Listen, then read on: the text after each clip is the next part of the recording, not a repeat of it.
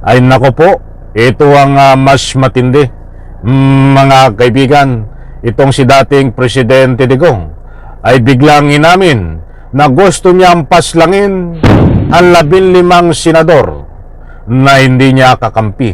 At nang sa ganon, masolo nila ang pamumuno diyan sa Senado at nang sa ganon din, hindi mahatulan sa impeachment itong si Sara Duterte diyan sa Senado. Ngayon, marami kasi sila. Ano dapat ang gawin natin? Patayin natin yung mga senador ngayon para mapakante.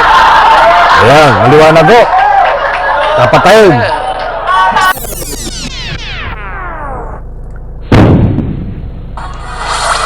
Alright, welcome back to my YouTube channel. I'm Andy's Vlog. Ito, matindi ito mga kaibigan. Ito nga si dating Presidente Digong. Nagwala na naman po. Mga kaibigan, mainit-init pa na balita. Hindi basta lang nagwala ho. Diretsahang nagbanta at nabisto ang kanyang masamang balak. Napakasamang balak ho nitong si Digong na papaslangin ang mga senador na hindi niya kakampi.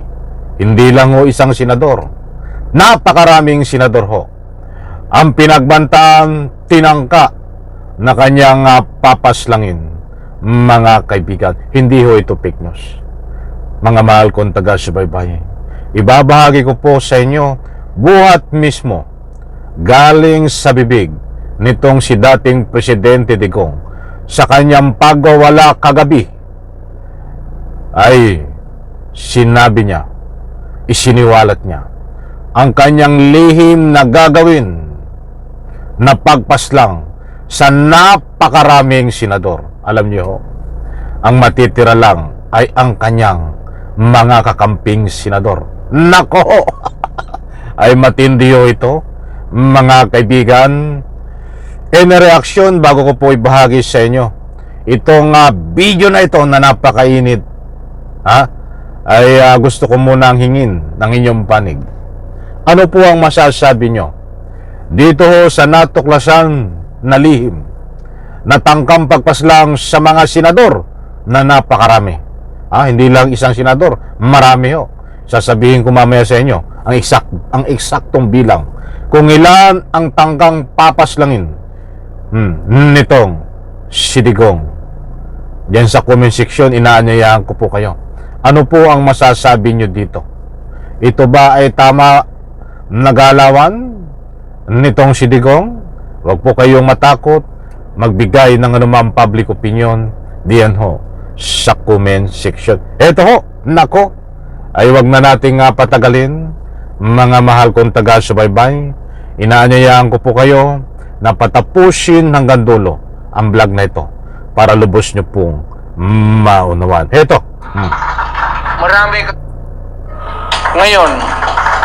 Marami kasi sila. Ano dapat ang gawin natin? Patayin natin yung mga senador ngayon para mapakante.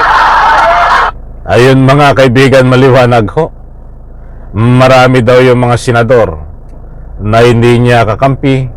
Kaya nagtanong ho si Digong dito sa kanyang mga audience na kung ano ang dapat gawin. At ang sabi nga niya, siya rin ang sumagot na dapat kitilin ang buhay ng mga senador, mga kaibigan na hindi niya kakampi. Ilan senador yun? Ilan senador ang dapat papaslangin, kikitilin ang buhay, kukunin ang buhay? Ito mas mainit pa ang matutuklasan nyo. Ito ay kagabi lang nangyari diyan po sa proclamation rally ng mga suka na bumibili ng suka ng mga senador. Saludo ho tayo sa ating Pangulong Bongbong Marcos dahil sa sinabi ng ating Pangulong Bongbong Marcos na itong mga senador na tumatakbo sa ticket ni Digong ay mga bumibili lamang ng suka. Ay totoo naman Tingnan nyo si Bato, may dalang bote, bibili ng suka. Yung ibang, halos lahat sila Lahat sila. O kilala nga sila, ba't wala na ika nga po wala sa kanyang magandang kaugalian bilang tatakbo ng isang senador. Basura nga kung tawagin in one word. Basura. Bagay na bagay yun, di ba? Bibili ng suka. Eto mga kaibigan, napakainit pa nito. Mismong galing sa ating sa dating Presidente Digong. Itong tangkang at pagbanta na pagpaslang sa maraming senador. Ito pa. Shout out po sa lahat. Nasaan na?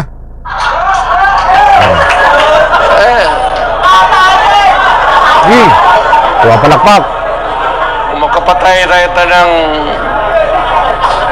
mga 15 na senador, pasok na tayo lahat.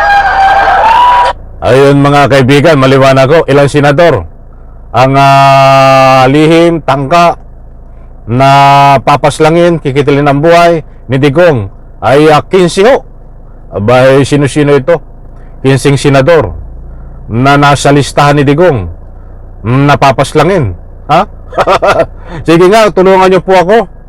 Baka ito survey lang.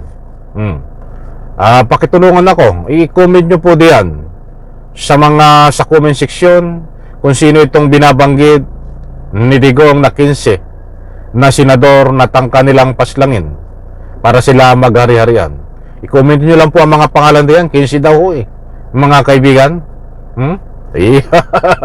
Titingnan lang po natin kung sino-sino ito para naman makuha din ang inyong panig. Hindi po tayo nagpapakalat ng anumang fake news dito.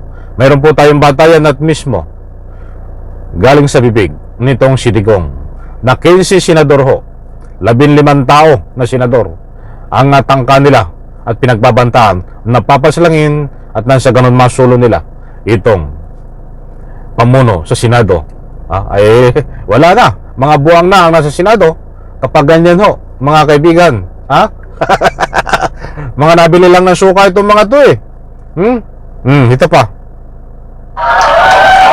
Palakpakan naman yung mga buwang.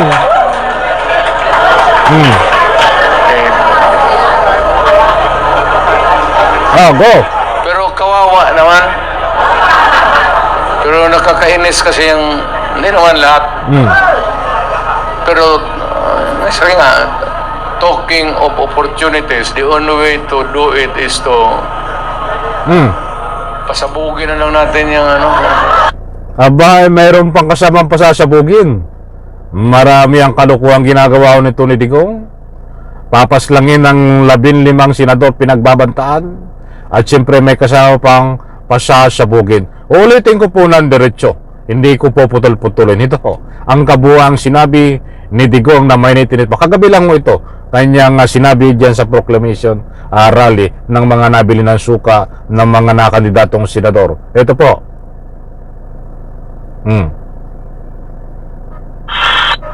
Ngayon, marami kasi sila. Ano dapat ang gawin natin? Hindi, patayin natin yung mga senador ngayon para mapakante. Ayan, maliwanag po. Napatayin. Sige pa. Kung makapatay tayo ng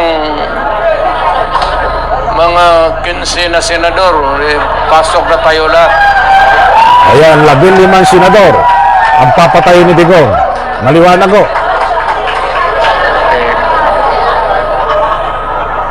Yan po mga kaibigan, inuulit ko lang ho. O ididiretso ko, mga kaibigan. Pero kawawa naman. Naawa. Pero nakakainis kasi yung hindi naman lahat. Pero sabi nga, talking of opportunities, the only way to do it is to pasabugin na lang natin yung may pasasabugin pa mga kaibigan. Yan po ang mga binitawan na ika nga po yung mga kalukuhan ni Digong kagabi lang ho. Nangyari yan sa proclamation rally. So hindi po tayo nagpapakalat ng anumang fake news, mga mahal kong taga-subaybay. Maliwanag po dito nabisto itong lihim na tangkang pagpaslang at pagbanta sa 15 senador nitong si Digong. Iyan po ang natuklasan na diretsahang isiniwalat kagabi na ang dahilan Kaya niya ho papaslangin at pinagbabantaan na papaslangin ang 15 senador para masulo nila ang pamumuno diyan ho sa Senado, at nang sa ganon hindi ma-impeach itong si Sara Duterte at nang hindi mahatulan diyan po sa Senado, mga kaibigan. In reaction diyan po sa comment section, inaanyayahan ko po kayo magbigay ng anumang public opinion. Isang like ko sa video na ito. Bye-bye. Palakpakan.